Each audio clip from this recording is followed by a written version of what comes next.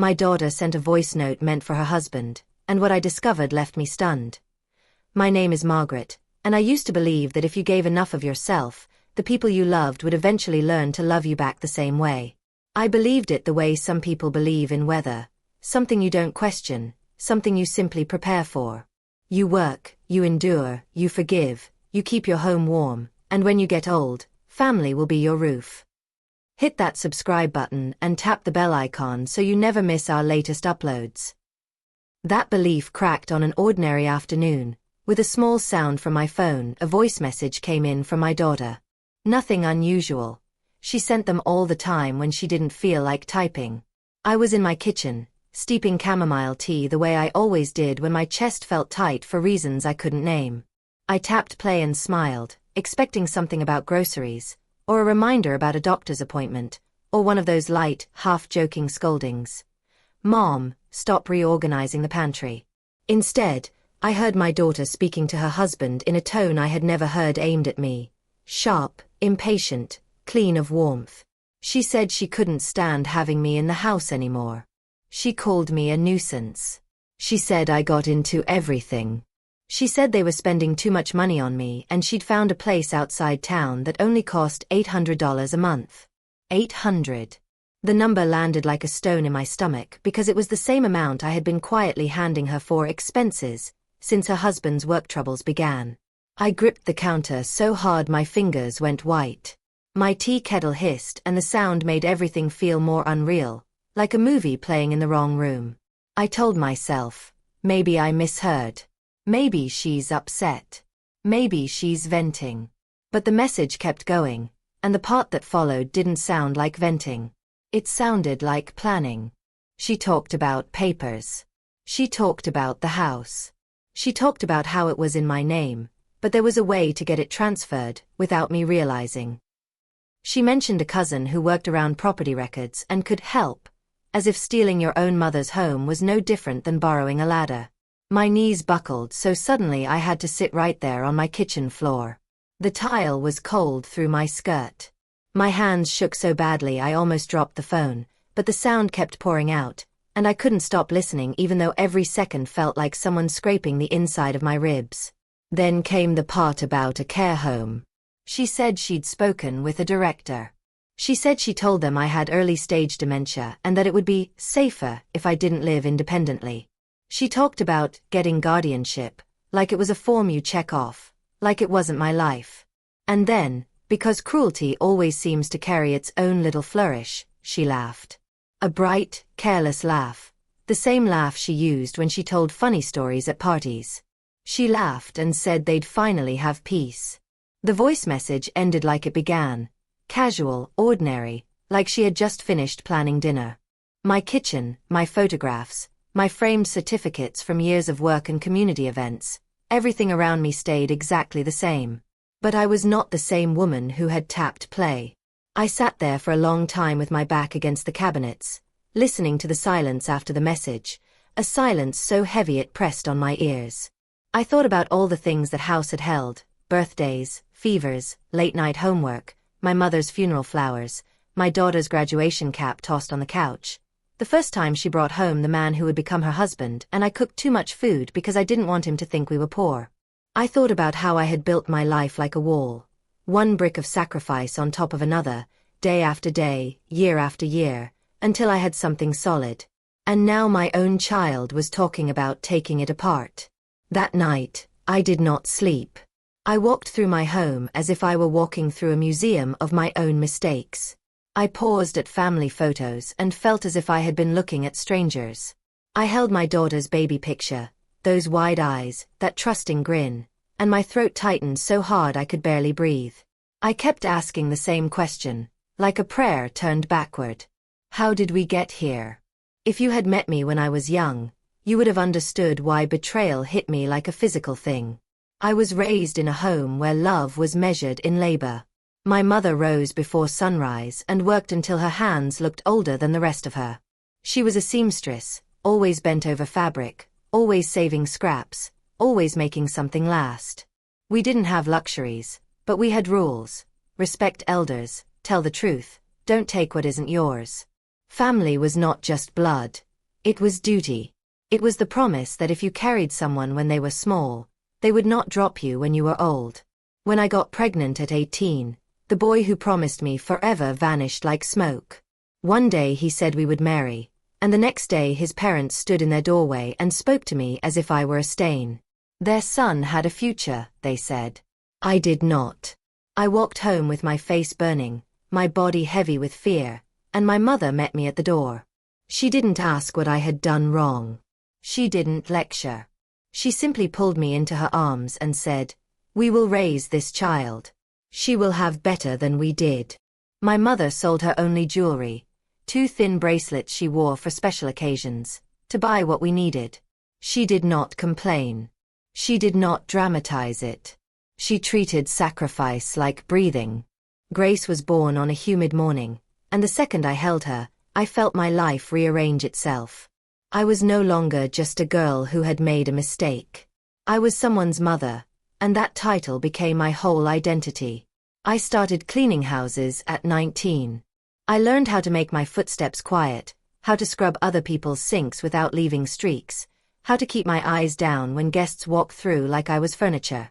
I earned little, but every coin had a destination. Grace's shoes, Grace's school supplies, Grace's doctor visits. When she was 5, I walked her to kindergarten because the bus fare felt too steep for something we could do with our feet. She held my hand like she owned the world. Other mothers arrived in clean cars and smelled of perfume. I wore a dress I had patched twice. I remember feeling small until Grace kissed my cheek and told me I was the best mother in the world. And I believed her.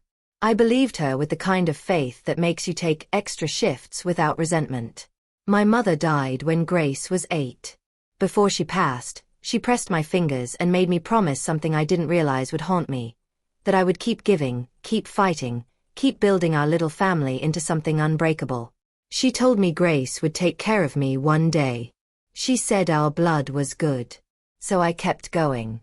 My days became a routine of work and love. Up before dawn. Breakfast. School. 3 houses to clean, sometimes 4. Home again. Homework at the kitchen table. Stories at bedtime. I got so used to exhaustion that rest started to feel like a luxury meant for other people. When Grace turned 15, I gave her the party she wanted, the kind of party girls dream about when they watch television shows where no one worries about bills. I used money I'd been saving for repairs on the roof, and I watched her glow in a gold dress while music pulsed through our small living room. She hugged me that night and said she would repay me 1,000 times over. I laughed and told her she didn't owe me anything because mothers aren't supposed to keep score. But deep inside, I kept score anyway. Not like a debt, more like proof that my sacrifices meant something. Grace was smart. Teachers praised her. She got good grades and carried herself like she belonged anywhere. That pride fueled me like food. When college came, the numbers were impossible. I made them possible anyway. I took loans I shouldn't have taken. I sold things that held history. I told myself that education was the ladder out of the life that had bent my back.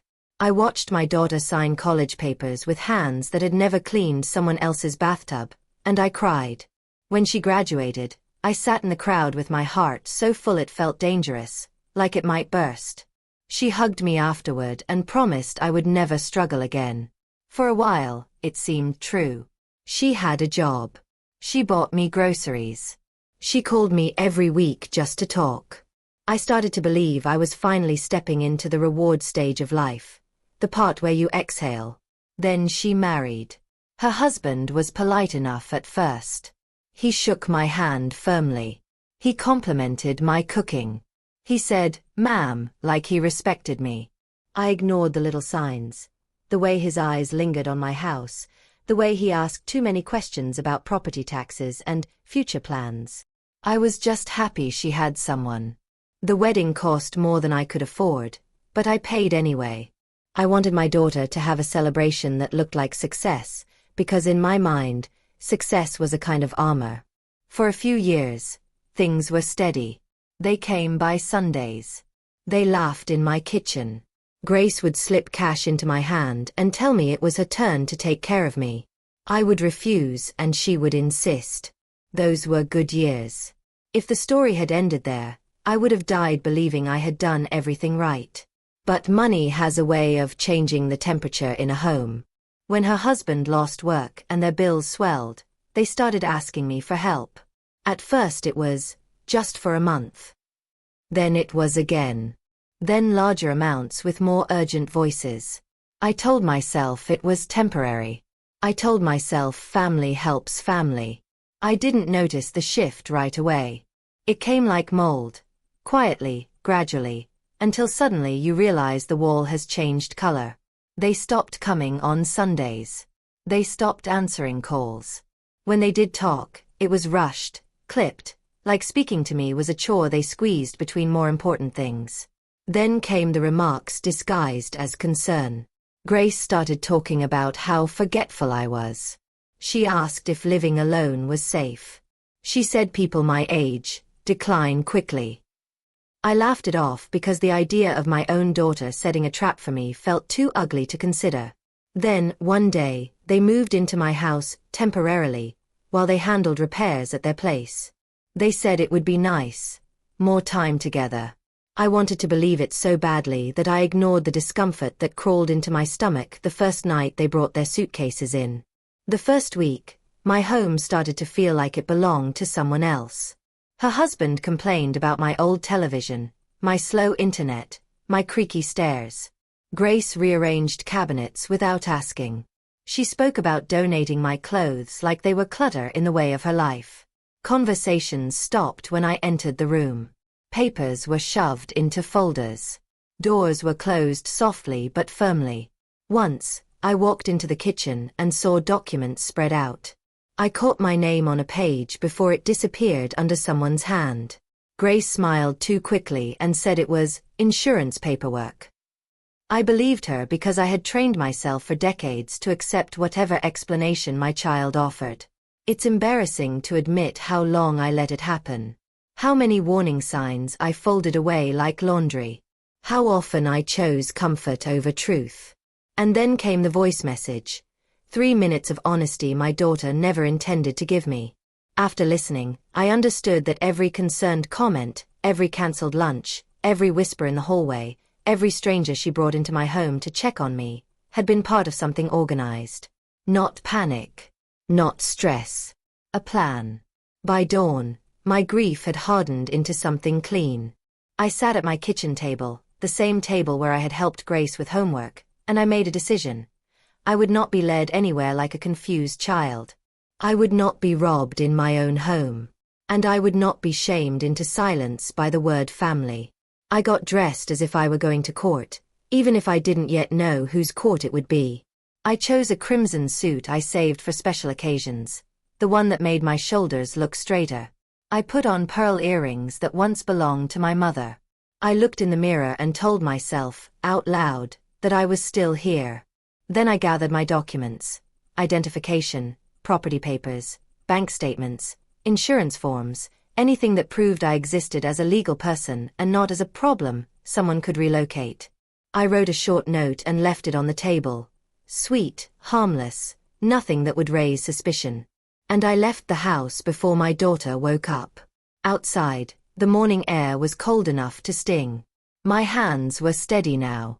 My heart still hurt, yes, but hurt was not the same thing as helplessness. I walked to my car with the calm of someone who has finally stopped begging for love. I had spent most of my life cleaning other people's messes.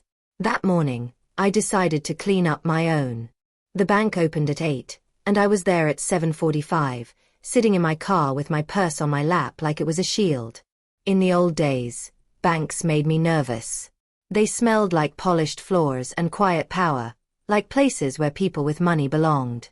But that morning, I didn't feel small. I felt exactly. When the doors unlocked, I walked in with my head high and asked to speak to the manager. A woman about my age recognized me immediately and smiled the kind of smile you give someone you've seen for years across a counter. "Margaret," she said, standing. "You're here early. Is everything all right?" I told her I needed a full review of my accounts, all recent activity, and a list of anyone with authorization to access information. I asked her to print it. I asked her to explain it. I asked her to talk to me like I was fully awake. Her expression shifted as she logged in and scanned the screen. There have been multiple inquiries, she said carefully. Your daughter has been coming in. I didn't blink. On what authority? The manager hesitated. We have a letter on file. It appears to be signed by you. It authorizes her to access statements and discuss account details. My throat tightened, but my voice stayed even. Show it to me. She pulled it up, printed it, and slid it across the desk. The signature looked like mine the way a counterfeit bill looks like money, close enough at first glance, wrong in the details. The slant was off. The last letter had a curl I never made. I had signed my name thousands of times in my life, and I knew my hand like I knew my own face. That isn't mine, I said. The manager's eyes widened.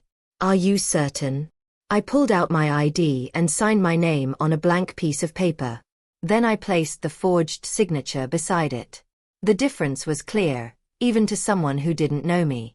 This is fraud, I said, and the words felt strange in my mouth. Heavy, official, the kind of word people avoided saying about family. My daughter did this. The manager's face went pale, not from disbelief but from recognition of risk. She began typing quickly. We can remove any authorization immediately. We can place alerts on the account. We can change passwords and set a verbal passcode. I strongly recommend filing a report. Do it, I said. All of it.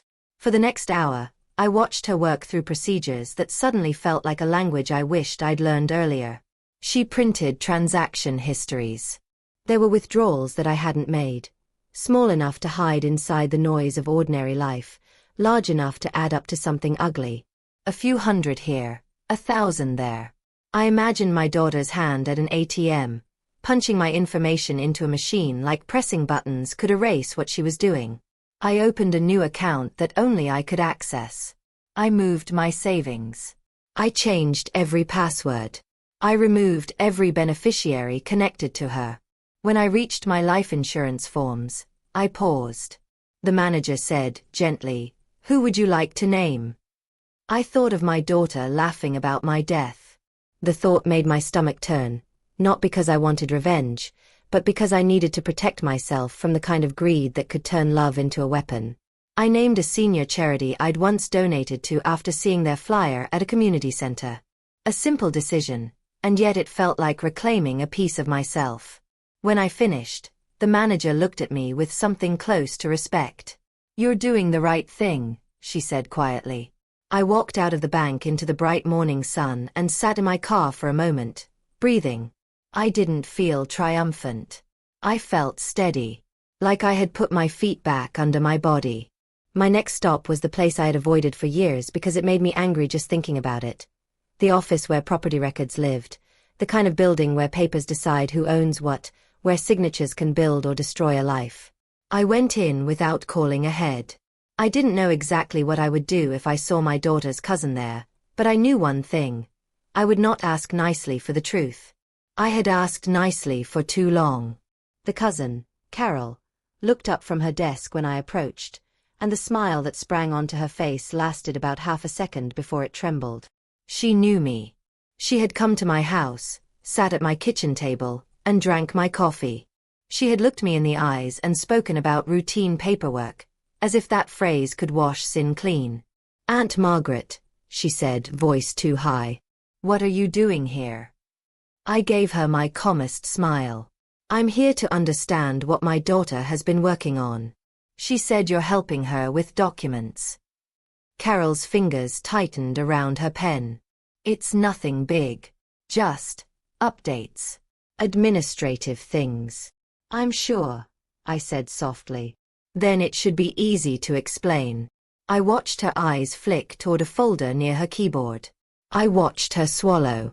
People think you can't learn to read fear when you're older. But fear has a smell, and I'd smelled it in myself 100 times. I knew it from other people too. I leaned in just slightly. Carol, I said, still gentle. Tell me the truth. What are you preparing with my name on it? She opened her mouth, closed it, and then said, I'm not allowed to discuss. I heard the message, I said. The words were simple, and they hit her like a slap. She blinked rapidly. Her face strained. What message? My daughter sent me a voice message, I said. One meant for her husband. She talked about transferring to my home. She talked about you. She talked about bribes and forged documents. Carol's mouth fell open. Her eyes flashed with panic. Aunt Margaret, I didn't. Stop, I said, and something in my tone made her freeze. I'm not here to argue. I'm here to decide what happens next. She started to shake. A tear spilled down her cheek.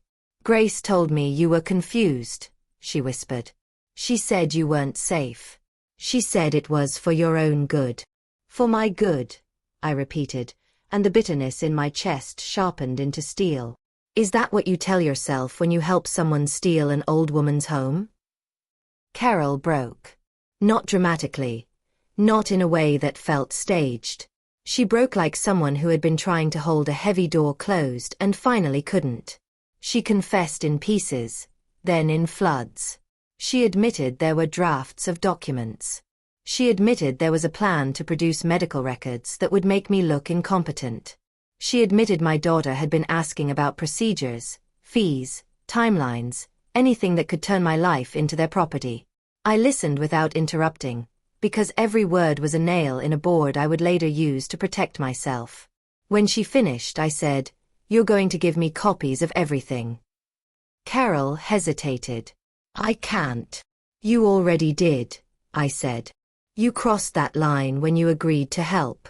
Now you can either help fix what you started, or you can explain to your supervisor why your access records show you moving paperwork connected to your own cousin's scheme. Her face crumpled again. She nodded. Within an hour, I had copies, drafts, notes, appointment logs, names of offices contacted. Enough to prove a pattern. Enough to prove intent. When I walked out of the building, I felt something I hadn't felt in months. Space. The world seemed wider. My lungs seemed to take in more air. Still, evidence isn't protection by itself. Evidence needs a place to go. Into the hands of someone who knows what to do with it. So I drove to an attorney's office. I didn't choose a flashy firm. I chose someone with a reputation for being thorough, the kind of lawyer other lawyers respect. An older man with kind eyes and a sharp mind. He listened while I laid papers across his desk one by one, like dealing cards. He didn't interrupt until I finished. Then he removed his glasses and looked at me steadily. This is serious, he said. This is not just family conflict. This is attempted exploitation. Fraud. Possibly elder abuse. Hearing the phrase elder abuse made my skin prickle, not because it was inaccurate, but because it sounded like something that happened to other people. People in news stories, people without names. I had a name. I had a life. I had been someone's mother. And still, here I was. What do? I asked. You protect yourself first, he said. You lock down finances. You secure property. You document everything. And you do not confront them alone without a plan. I almost laughed at that, because my whole life I had confronted problems alone without a plan. I had raised a child alone without a plan. I had paid debts without a plan. I had survived storms without a plan. But this was different. This wasn't a hard life. This was targeted. The attorney began outlining steps: a formal cease of any unauthorized access, a report filed with relevant agencies, a protective order if harassment escalated, and a strategy to ensure my medical autonomy was documented. He suggested I get a legitimate medical evaluation, one that would stand up against any fabricated report. They tried to build a story that you're not competent, he said. We build the truth that you are. I nodded. The clarity of it felt like a rope thrown to someone drowning. By late afternoon, my purse felt heavier with documents and my mind felt lighter with direction. I drove home, rehearsing my face in the mirror of my rear view. Calm, ordinary, nothing that would signal what I knew. They were sitting in the living room when I walked in, as if they owned it. My daughter looked up and smiled the smile she used when she wanted something. "Hi, Mom," she said. "How were your errands?" I returned her smile. "Productive." Her husband glanced at my bag. "Everything okay?" "Better than okay," I said, and my voice surprised even me. We ate dinner that night with polite conversation stretched thin like fabric about to tear. I watched their hands, their expressions, the little flashes of impatience they tried to hide.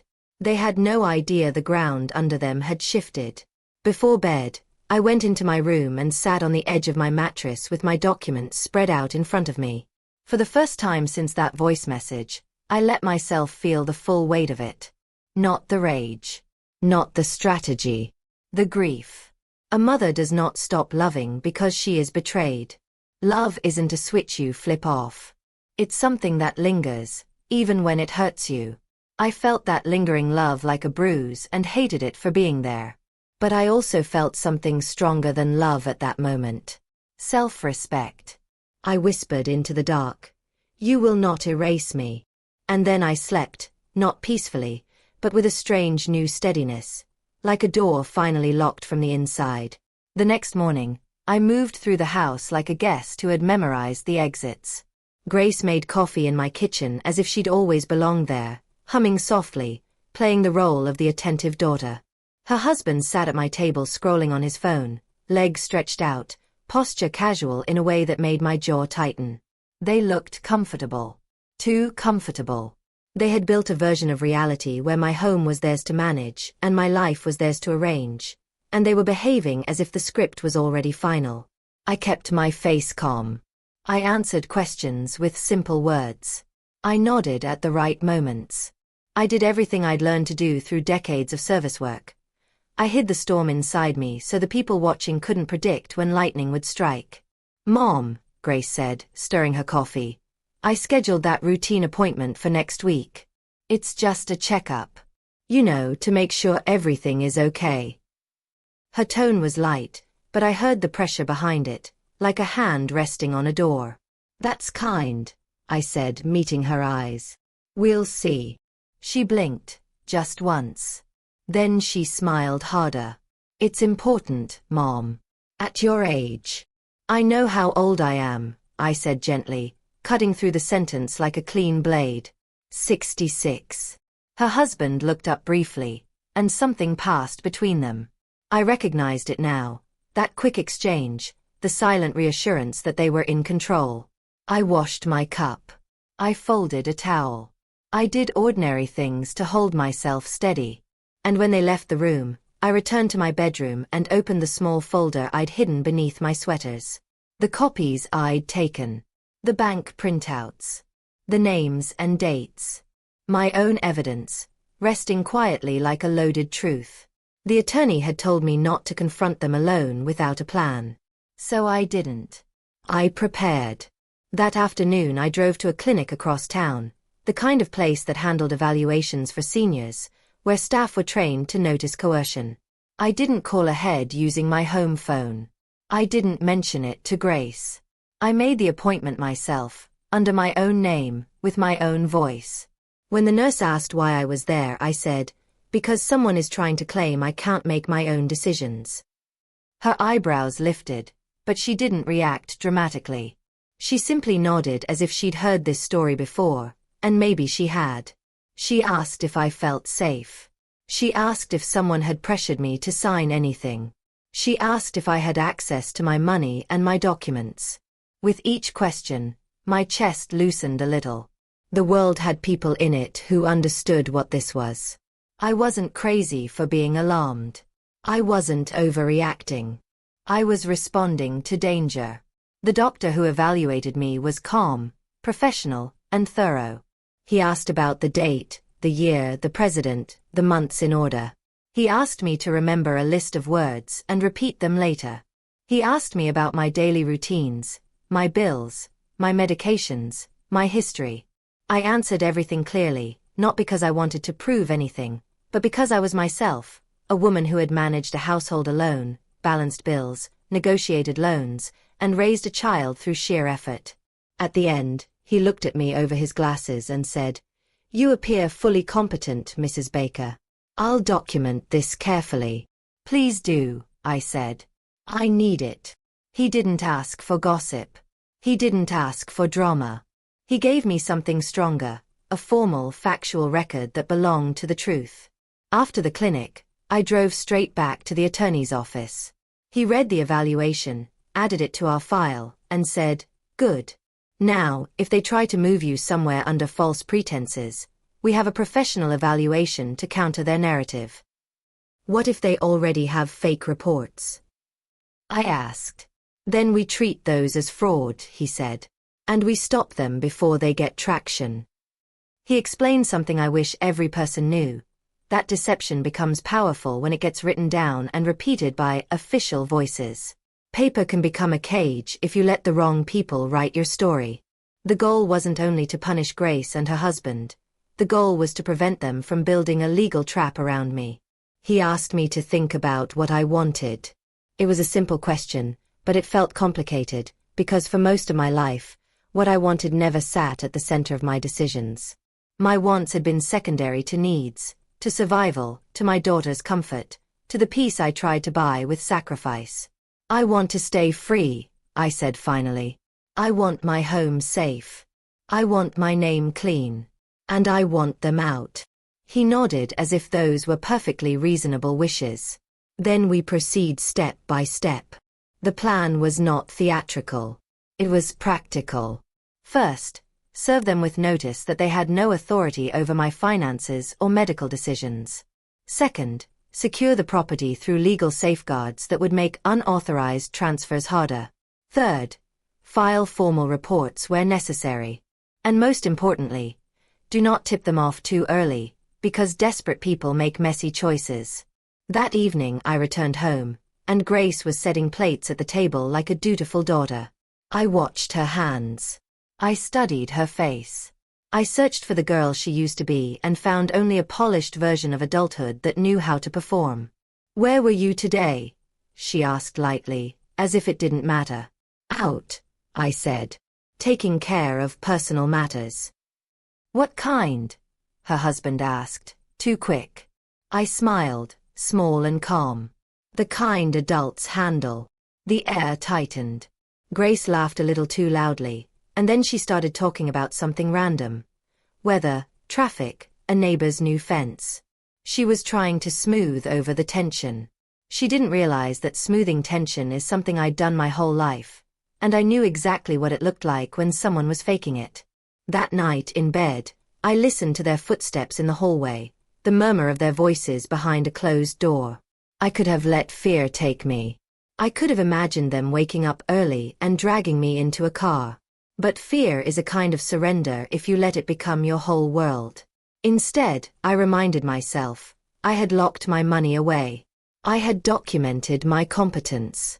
I had copies of their attempts. I had a lawyer who believed me. For the first time in months, the pressure in my chest eased. Still, the days that followed were tense in small ways. Grace started hovering. She asked what I was doing when I wrote in my notebook. She asked why I was making so many phone calls. She tried to help by collecting my mail before I could. She offered to drive me everywhere, offered to handle appointments, and offered to organize my paperwork. Every offer was a net. I smiled and refused politely. I used phrases that sounded harmless but were firm. "No, thank you. I've got it. I prefer to do that myself." She reacted the way manipulators react when their control slips. First with sweetness, then with irritation disguised as concern. One afternoon she stood in my doorway and said, "Mom, you've been acting strange." I looked up from my chair. "Strange?" "Yes," she said, folding her arms. "Private. Secretive. It's not like you." I held her gaze. "Maybe you never noticed what I'm like when I stop explaining myself." Her eyes narrowed. "I'm only worried about you." I wanted to ask her how worry sounds when it laughs about sending your mother away. I wanted to ask how worry costs $800 a month and comes with a forged signature.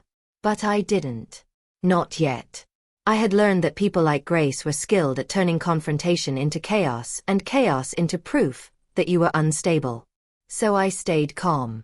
Calm was armor.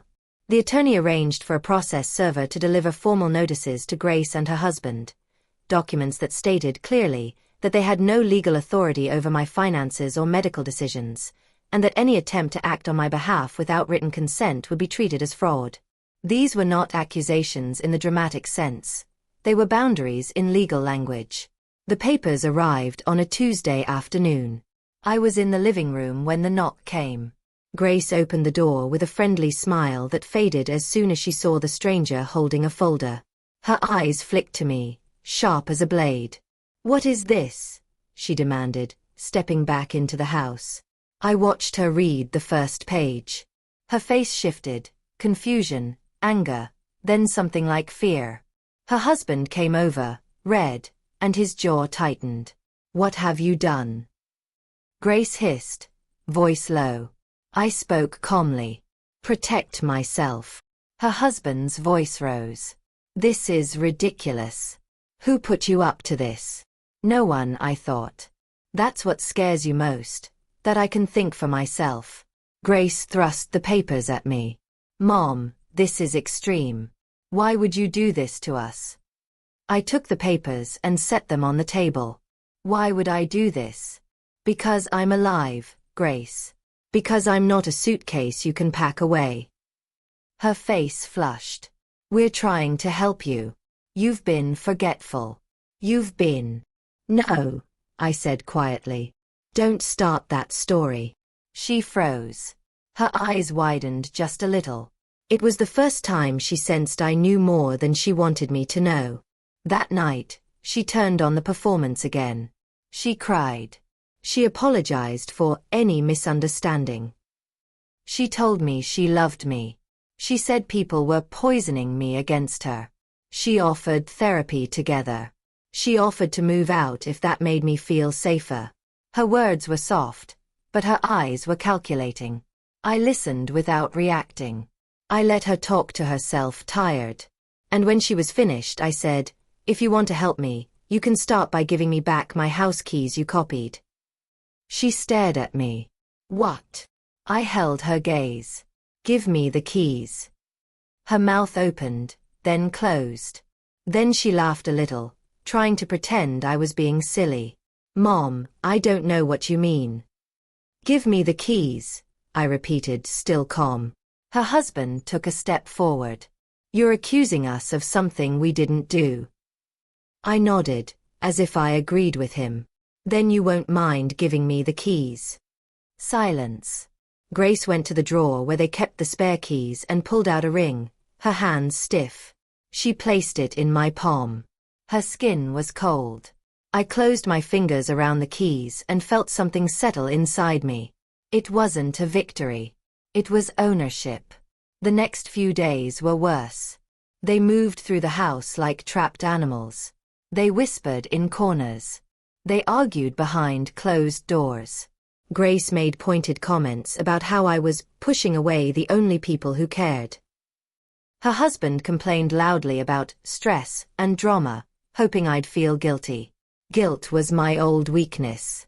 They were tugging at a rope they'd used for years. But something had shifted. I was no longer asking them to treat me well. I was demanding they stop trying to harm me. One evening, Grace's cousin Carol called me from a number I didn't recognize. Her voice was shaky. "Aunt Margaret," she said, "Grace is furious. She says you threatened me. She says you forced me to give you paperwork." "I didn't force you," I said. "I gave you a choice." Carol cried softly. "She said she'll ruin me." "She will try," I said. "But you have your own choices now, too." Carol whispered. "What do I do?" I could have told her I didn't care.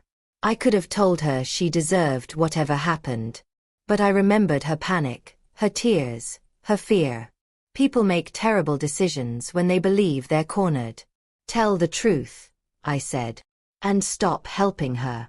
Carol's sob caught in her throat. I'm scared. So am I said, and it was the most honest thing I'd said all week. But fear is not a reason to keep doing wrong. When I hung up, I sat in the dark living room and stared at the photos on the mantel. Grace at 5, Grace at 15, Grace in a graduation gown, Grace in her wedding dress. Each picture was a different version of my daughter, and I didn't know which one, if any, was real anymore. Then the harassment began. It started with phone calls from unknown numbers. At first they were silent. Then someone breathed into the line. Then a voice said, "You'll regret what you're doing," before hanging up. I told the attorney immediately. He instructed me to document everything, save voicemails, note timestamps, and if the calls escalated, file a report. Grace began telling neighbors I was confused and paranoid. I could see it in how people looked at me when I checked the mail. Not everyone, but enough that my stomach turned. I understood the strategy. If they could create a cloud of doubt around my mental clarity, they could weaken my credibility. They could turn my warnings into episodes. They could make my self-defense look like instability. But I had something they didn't expect: evidence collected before the storm. One morning, a woman knocked on my door and introduced herself as a care coordinator. She said someone had called expressing concern about my safety. She asked if she could come in and evaluate the living situation. I kept the chain on the door. "No," I said politely. She frowned. "It's just routine." "I'm sure," I said, voice firm. "But I don't consent." She tried again, using the soft voice people use when they want you to feel embarrassed. "Mrs. Baker, refusing could look." "I don't care what it looks like," I said, and closed the door. My hands shook afterward. Not from confusion, but from anger. They were sending people to my house like scouts, like I was prey. I called my attorney and told him everything. "That's exactly what we expected," he said. "They're trying to create a pattern. Don't let them." In the weeks that followed, Grace's behavior swung wildly. Some days she was sweet and apologetic, cooking meals, offering tea, calling me mommy like she did when she was small. Other days she was cold, snapping at me, muttering under her breath. Her husband became openly hostile, slamming cabinets, stomping upstairs, making the house feel like a pressure chamber. I began locking my bedroom door at night. It broke my heart to do it. A mother shouldn't have to lock her bedroom door from her child. But reality doesn't care what should be. Then, one afternoon while Grace and her husband were out, I went into the hallway closet to get extra towels and saw something that made my stomach drop: a folder tucked behind the linens. I pulled it out and flipped it open. It contained copies of my documents, photocopies of my ID, notes about appointments, a list of numbers, names of facilities. My hands went cold as I realized, even after being served legal notices, they were still collecting information, still preparing, still believing they could outmaneuver me.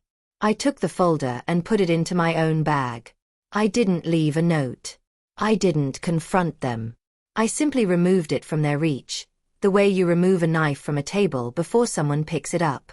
That night, Grace searched the house. I could tell. She opened drawers too loudly. She moved through rooms with a forced calm that couldn't hide her tension. At dinner she smiled and said, "Mom, have you seen my folder? The one with some paperwork." I chewed slowly. "No." Her eyes sharpened. "It was important." "I'm sure," I said. Her husband stared at me like he wanted to say something ugly but remembered to hold it back. Grace's smile didn't move, but her voice turned sweet in a dangerous way. "Mom," she said, "you shouldn't be moving things around. Sometimes you forget where you put stuff." I placed my fork down gently. "Don't do that." She blinked. "Do what?" "Don't try to make me doubt myself," I said, still calm. "I know exactly what you're doing." The table went still. For the first time, the performance slipped completely, and I saw something raw in her face. Anger, yes, but also fear. The fear of someone realizing the game. She leaned forward slightly. "Mom," she whispered, "you're going to ruin your relationship with me." I looked at her across the table, and my voice came out soft and steady, like a door closing. "Grace," I said, "you already ruined it. I'm just finally seeing it." At that moment, I understood something that hurt almost as much as the betrayal itself. The daughter I'd been protecting in my mind, the daughter who loved me, might not be the person sitting in front of me now. Or maybe she never had been. Maybe I'd been loving an idea, a memory, a hope I refused to let die. My heart ached, but my spine stayed straight. I was done begging for decency. The attorney called the next morning and said, "We're ready to move forward." "What does that mean?" I asked. "It means we stop waiting for them to do something irreversible," he said.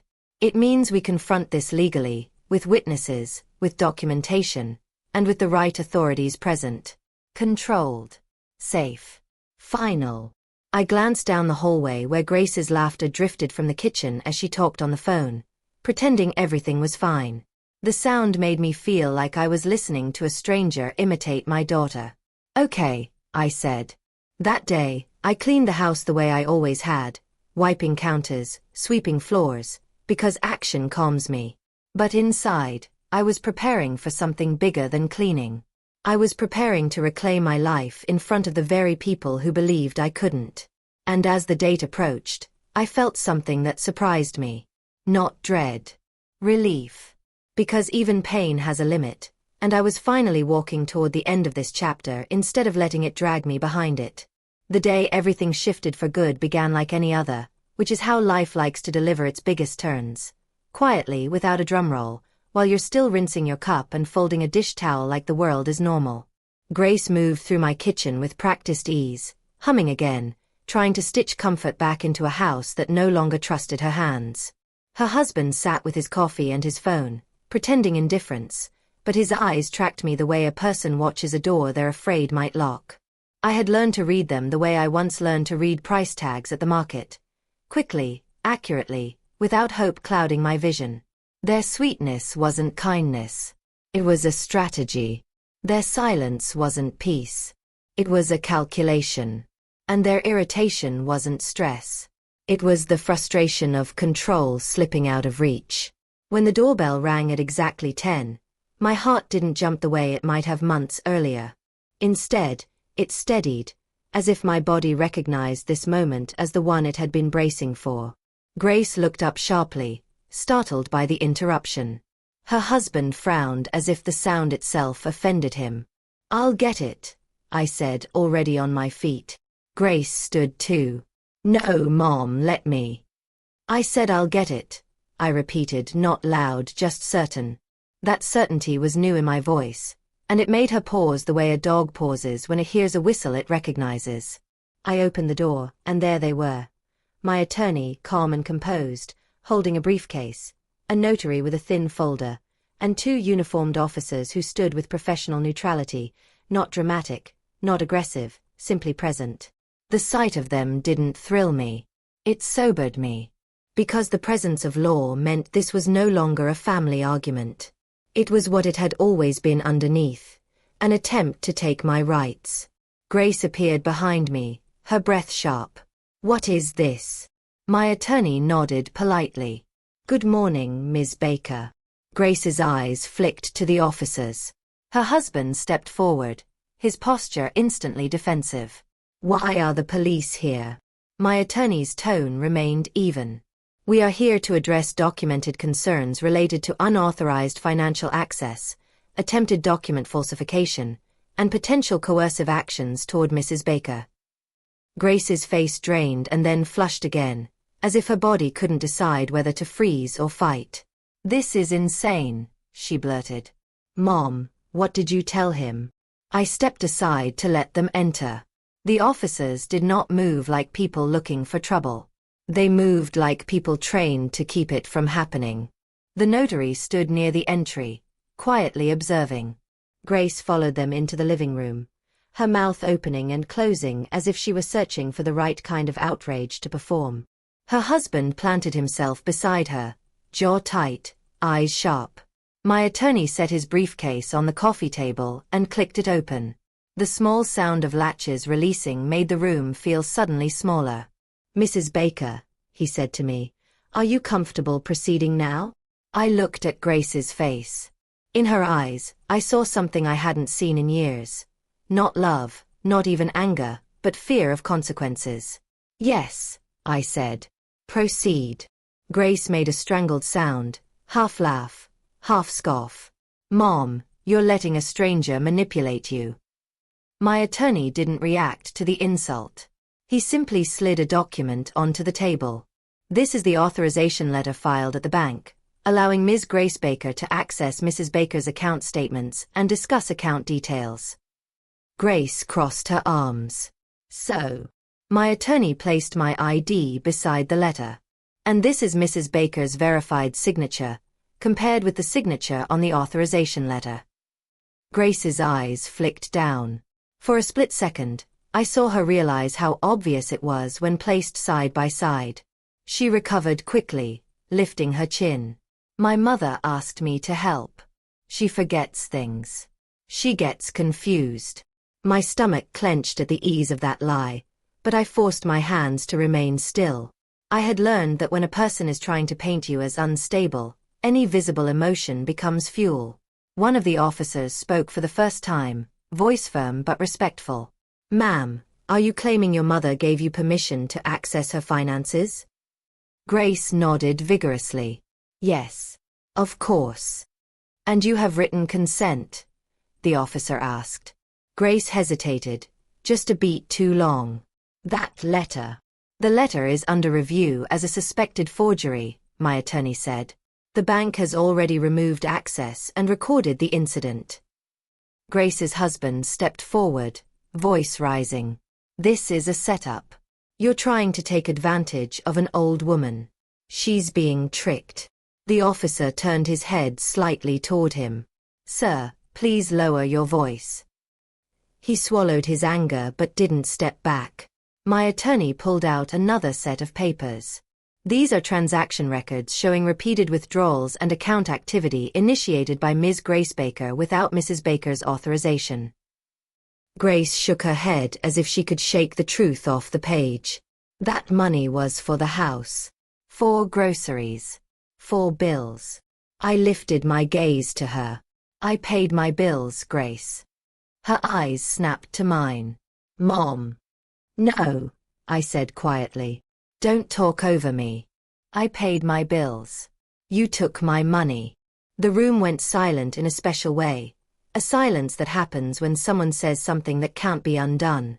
Grace's husband looked at me as if I had slapped him. My attorney continued, calm and relentless. "We also have documentation connected to property transfer inquiries involving Mrs. Baker's home, including drafts of forms and notes linked to county record processes." Grace spun toward her cousin's name before it was even said, as if the thought alone burned her. "That's nothing. Just planning. People plan." The notary shifted slightly, eyes attentive. My attorney's fingers tapped the folder once, a small, contained gesture. "Then we come to the voice message." Grace's face tightened. "What voice message?" I reached into my purse and held up my phone. I didn't wave it. I didn't threaten. I simply displayed it like a mirror. Grace's eyes widened. Her husband's head snapped toward her. "You didn't," she whispered, the words slipping out before she could stop them. I pressed play. Her own voice filled the room again, clear and unmistakable, speaking about me as if I were a burden, a nuisance, an obstacle. Her own voice talking about placing me somewhere cheap. Her own voice talking about transferring the house without me realizing. Her own voice talking about building a file of medical claims to justify taking my decisions away. Grace lunged forward. "Turn that off." One of the officers stepped between her and me in a single smooth movement. "Ma'am, do not approach. It's private," she shouted, eyes wild. That's private. My attorney's tone didn't change. It became relevant when it documented intent to commit fraudulent acts and coercive placement. Grace's husband barked. This is ridiculous. People talk. People vent. I let the message continue just long enough for the laughter at the end to land like a final stone. Then I stopped it, because I didn't need more pain to prove the truth. The truth had already been spoken. Grace's face crumpled, not into remorse, but into panic. She looked at my attorney, then at the officers, then at me, like someone realizing a door was locked behind them. This is a misunderstanding, she tried, voice suddenly soft. Mom, you know I love you. I was just stressed. Richard and I have been. Stop, I said, and my voice carried more weight than it ever had with her. You weren't stressed, Grace. You were planning. My attorney slid one more document onto the table. Mrs. Baker also underwent an independent evaluation confirming full mental competence. The clinician's report is attached, along with the dates and credentials. Grace's husband muttered something under his breath, and I heard one word clearly. Crazy. I turned my eyes to him, and for the first time I let my anger show, not in volume, but in precision. You don't get to call me that in my house. He sneered, but the presence of the officers kept his mouth in check. Grace started crying then, big, loud sobs that might have broken my heart in a different year, in a different life. But I had learned the difference between tears of regret and tears of fear. These were not the tears of someone who had harmed a mother and felt shame. These were the tears of someone who had been caught. Mom, she pleaded, reaching her hands out as if she could touch her way back into safety. Please. We were desperate. We have debts. We didn't know what to do. We were trying to protect our future. By destroying mine, I said. We didn't mean it like that, she insisted, voice cracking. The home. It would have been safer, you're older. You told people I had dementia, I said. My words were calm, but each one was a nail. You signed papers about placing me somewhere without asking me. You discussed bribes. You said my death wouldn't be so bad. Grace froze at that. Her mouth opened, then closed. Her husband looked away, but too late. I had seen his approval in the message. I had heard it in the background like a chorus. The officer asked me, Mrs. Baker, do you wish to file a formal complaint at this time? That question hung in the air, heavy and final. I knew what my old self would have done. My old self would have faltered. My old self would have thought, but she's my daughter. If I do this, I will lose her. My old self would have treated my own safety as negotiable. But that morning, standing in the living room that had once been the center of my life, I felt something stronger than fear of losing her. I felt the truth. I had already lost her, at least, the version of her I thought existed. Yes, I said. I wish to proceed. Grace's scream was raw. Mom, you can't do this. Her husband stepped forward, fists clenched. You're going to regret. The officer's hand lifted, not toward him, but as a warning. Sir. Enough. Grace's sobbing turned frantic. Please, Mom. I'm your daughter. You can't ruin my life. I stared at her and spoke with a steadiness that came from decades of swallowing pain. You tried to ruin mine first. The officers did not slap handcuffs on her dramatically. They instructed her calmly to stand, to place her hands behind her back. The sight of it hit me like grief I hadn't prepared for. No matter what she had done, my body still remembered her as a baby. My arms still remembered holding her. My heart still remembered the part of motherhood that doesn't ask permission to ache. She twisted her head toward me as the cuffs clicked. Mom, please. My throat tightened. For one heartbeat, I almost stepped forward. Then I remembered her laughter. I remembered the word nuisance. I remembered the ease with which she had said I would never suspect a thing. I remembered how she had tried to make me doubt myself, how she had told neighbors I was confused, how she had sent strangers to my door to build a story. And I stayed where I was. Her husband's face twisted into hatred as they moved to cuff him too. He didn't plead. He glared. "You're a bitter old woman," he spat. "You'll die alone." The words should have been cut. Instead, they confirmed what I already knew, that his kindness had always been a mask. When they were led toward the door, Grace's crying turned into a last attempt to bargain. "Mom, we can fix this. We can go to therapy. We can." I didn't answer. Not because I hated her, but because I had finally learned that some conversations are traps. If I spoke, she would twist my words into something she could use. She would turn my softness into another doorway. The door shut behind them, and the silence that followed felt almost sacred. Not peaceful, exactly. My hands still trembled, my heart still stung, but the air itself changed. It no longer belonged to their whispers. It belonged to me. The notary stepped forward and asked if I wanted to sign certain protections immediately. Documents that clarified my autonomy and limited anyone else's ability to act on my behalf without explicit consent. My attorney guided me through them with care, ensuring I understood each page. As I signed, I noticed something strange. My signature looked stronger than it had months ago. Not because my hand had changed, but because my spirit had. After they left, I walked through the house slowly, touching the backs of chairs, the edge of the counter, the frame of a photograph. Everything looked the same, but the feeling was different. The house felt like a home again, not a stage where I played the role of helpless mother for someone else's benefit. That evening, I sat alone at my kitchen table and let the emotions rise like a tide. I cried quietly, not the dramatic sobs Grace had used, but the grief of a woman mourning something real. I mourned the daughter I thought I had. I mourned the years of sacrifice I had mistaken for security.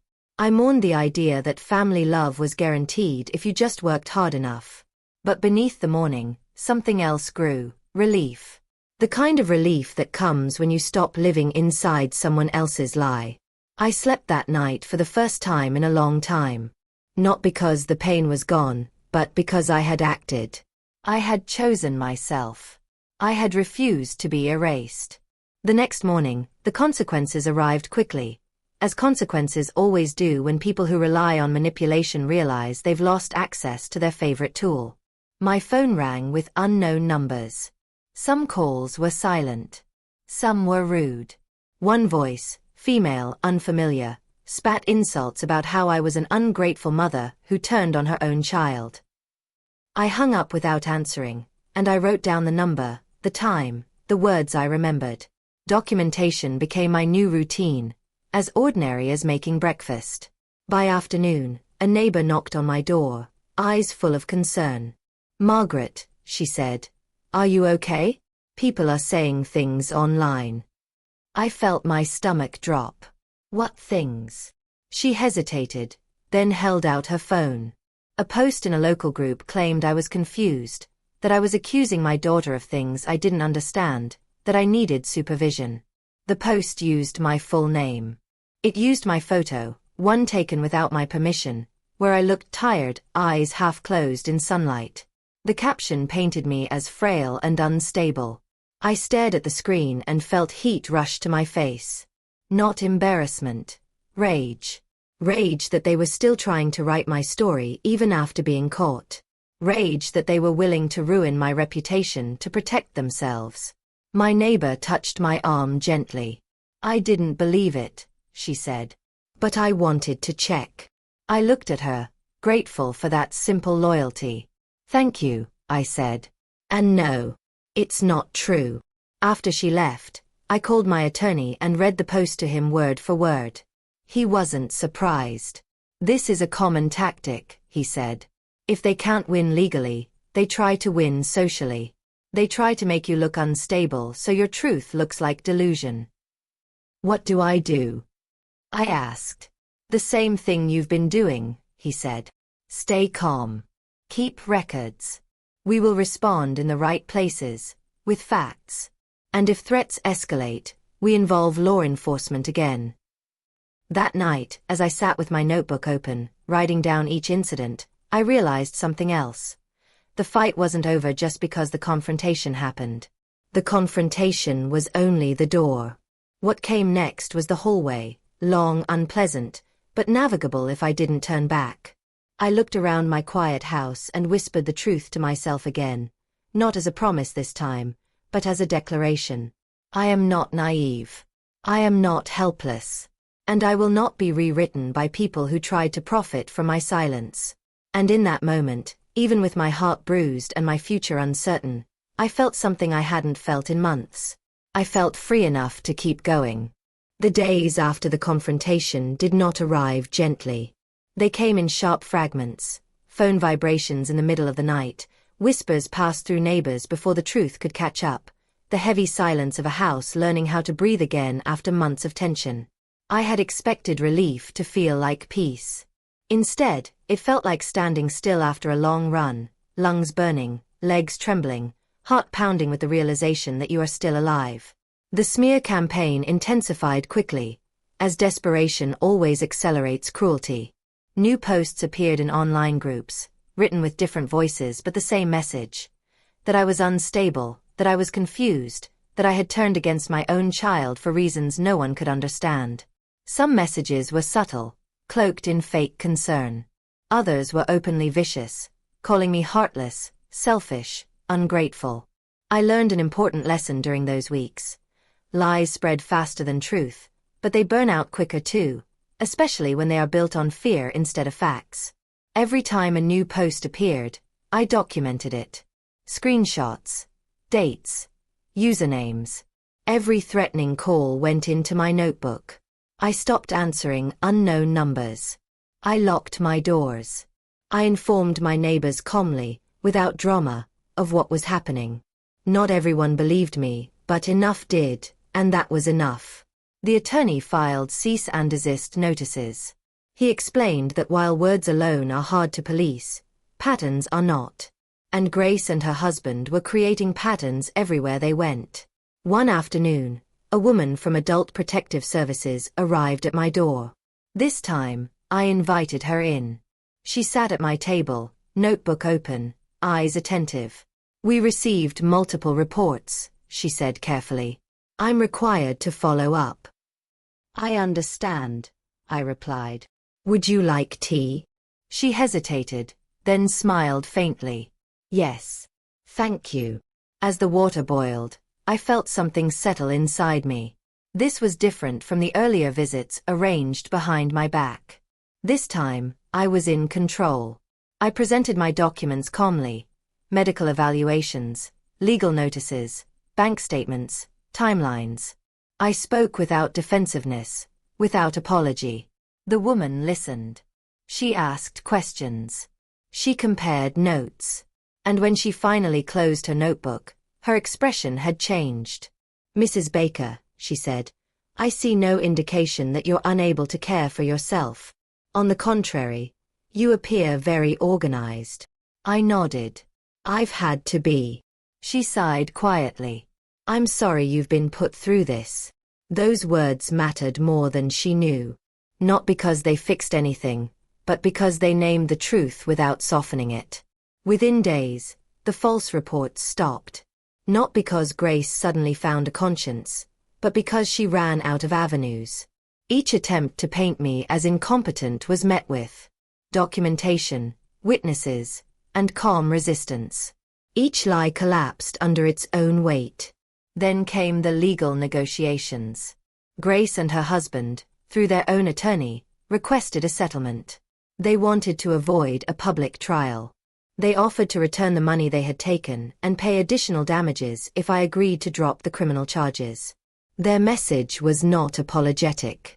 It was transactional. When my attorney presented the offer, I sat quietly, hands folded, and considered it carefully.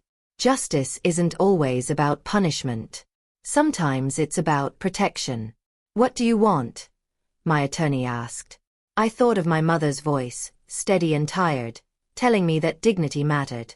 I thought of the nights I had cried on the kitchen floor, wondering how I had failed so badly as a parent. I thought of the years ahead, years I wanted to live without fear, without constant vigilance. I want my name cleared, I said finally. Publicly. In writing. In the same places they spread their lies. My attorney smiled slightly. That's reasonable. And effective. The settlement was drafted with precision.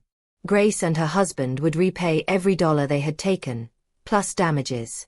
They would issue a written confession stating clearly that I was mentally competent and that their claims had been false. That statement would be posted publicly, in the same community spaces where the accusations had appeared. They would have no further contact with me, directly or indirectly. If they violated any part of the agreement, the criminal case would proceed. They signed. I did not attend the signing. I did not want to see their faces, to measure their regret or lack of it. Whatever they felt was no longer my responsibility. When the confession appeared online, it spread quickly. Not because people enjoy truth more than gossip, but because scandal feeds on contrast, and nothing is more jarring than a public lie forced to kneel before reality.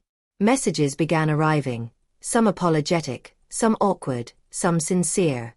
A few neighbors stopped me to say they were sorry for believing the rumors. Others said nothing at all. I learned not to measure healing by universal approval. The money was deposited into my account quietly, without ceremony. Numbers on a screen. Useful, but not the point. The point was what came next. I realized that even though I had won my safety back, I no longer wanted to live in that house. Not because it belonged to Grace in any way, it didn't, but because it held echoes I was ready to release. Places can hold memory the way walls hold moisture, and that house had absorbed too much fear. So I made another decision, one that would have terrified me years earlier. I sold it. The process was straightforward. The market was good. The offers came quickly. When I signed the final papers, my hand did not shake. I was not abandoning my past. I was thankful for it and moving forward. With the proceeds, I bought a small apartment in a community designed for independent seniors. Not a home, not an institution, but a place where people lived because they chose to, not because they were sent there. The apartment was bright and modest, with a balcony that overlooked a garden where people tended plants and talked without rushing. The first night I slept there, I cried, not from sadness, but from relief so deep it surprised me. No footsteps in the hallway. No whispers behind doors. No tension in the air. Just quiet. I changed my will shortly after moving in. It felt strange, almost taboo, but also necessary. I directed my remaining assets to a foundation that helped seniors who had been financially or emotionally abused by their families. People like me, but without the resources or luck to fight back alone. When the attorney asked if I was certain, I nodded. I want what I leave behind to protect people, not reward cruelty. Life did not suddenly become perfect. Healing is not a straight line. Some mornings I woke with grief sitting on my chest like an old habit. Some days I missed my daughter so sharply it felt like losing her all over again. Forgiveness came slowly, not as reconciliation, but as release. I joined activities I never would have tried before. A painting class. A dance class where we laughed more than we moved. I made friends who knew me only as Margaret, not as someone's mother, not as someone's sacrifice. I began volunteering at the same foundation named in my will. At first, I helped with paperwork. Then I listened. Story after story unfolded in front of me. Parents discarded, finances drained, dignity stripped away in the name of care. I recognized the patterns immediately. "You're not weak," I told one woman through tears. "You were kind." Someone used that. Each time I said it, I believed it a little more myself. Months later, I received a letter from Grace. I did not open it right away. I let it sit on the table for 3 days, unopened, because I had learned that I was allowed to choose the timing of pain. When I finally read it, I did so with a friend beside me. Grace wrote that she was in therapy, that she understood now what she had done, that she did not ask for forgiveness, only wanted me to know she was trying to become better. I believed she believed it. People often do, after consequences arrive. I wrote back a short reply. I told her I forgave her, because carrying hatred would only harm me. I told her I could not rebuild a relationship, because trust once broken at that level does not reassemble. I wished her peace. That was all. I did not feel victorious after sending the letter. I felt complete. A year later, my life looked nothing like it once had, and yet, in some ways, it finally belonged to me. I woke up without dread. I made plans without asking permission. I laughed without checking the room first. Sometimes, on my balcony, I watched the garden below and thought about the woman I had been, the one who believed love meant endless sacrifice. I did not judge her. She did the best she could with what she knew. But I also honored the woman I had become, the one who learned that dignity is not selfish, that boundaries are not cruelty, and that it is never too late to defend yourself. If there is one truth I carry forward, it is this. Family does not get to destroy you and still call it love. Love protects. Love respects. Love does not plan your disappearance. And no matter your age, no matter your past, you are allowed to choose yourself.